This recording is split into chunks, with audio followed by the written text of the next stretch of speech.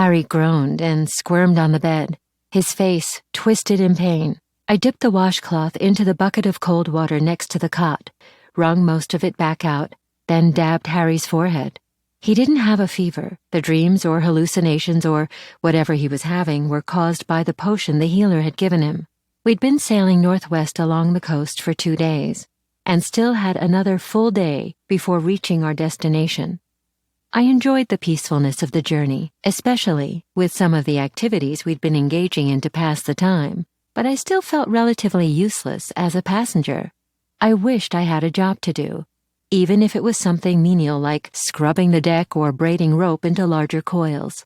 A cold washcloth to the forehead always made me feel better when I was a little girl, and I didn't have anything else to give Harry, so I dabbed his forehead and hoped it helped. At the very least, it made me feel useful. "Still here?" Tyronix's rune tracer stood in the doorway, an easy smile on his face. I dipped the washcloth back in the water and twisted the excess out. "He's hallucinating again," I said. "How long until you can take him off the damned potion?" He stepped inside and frowned down at Harry. "It may not look like it, but the potion is giving him more relief than if he were conscious. The dagger which stabbed him was incredibly sharp. It cut into both ribs and even punctured the edge of his breathing pouch. If he were awake, he would be in tremendous pain." "Breathing pouch? You mean his lung?" The rune tracer shook his head. "The lungs are unable to accept air alone. There's a pouch beneath them which expands and contracts, which is the mechanism by which air is pulled into the lungs." I had to grit my teeth to avoid snapping at the dry frost mage. "That's all fine and good, but you didn't answer my question. How much longer will he be on the potion?" "Oh," the man blinked, as if he'd forgotten where he was. "The dose I gave him this morning will be his last. When he wakes, he should be fine. Relatively speaking, of course." I shook my head.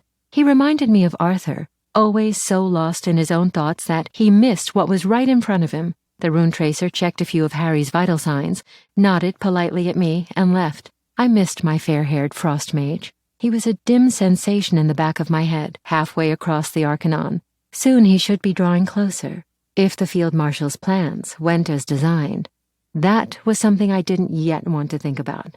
Hearing that Harry would be off the potion soon was a tremendous relief. I hated to see him like this, unconscious and at the mercy of whatever terrible nightmares tormented him.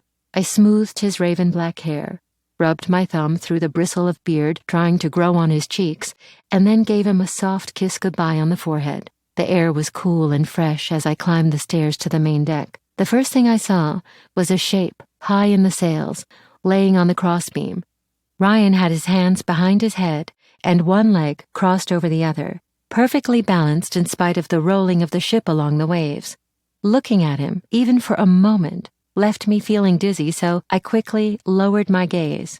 The sound of metal on metal rang from the foredeck, where 6 of Tyronix's soldiers were gathered. I climbed the 4 steps to see what they were watching. Maze and Jax circled one another, mechanical sledgehammer and a blunted short sword held before them. They were both shirtless and glistened with sweat in the afternoon sun. The soldiers watching around the outside shouted encouragement and curses at the 2 dragons. Suddenly Jax leaped toward Maze, who backed away and used his sledgehammer defensively to knock the sword away. Based on the annoyed shouts from the soldiers, that's how the sparring match had gone thus far, Maze defending, while Jax attacked. "Hit him!" one of the soldiers yelled.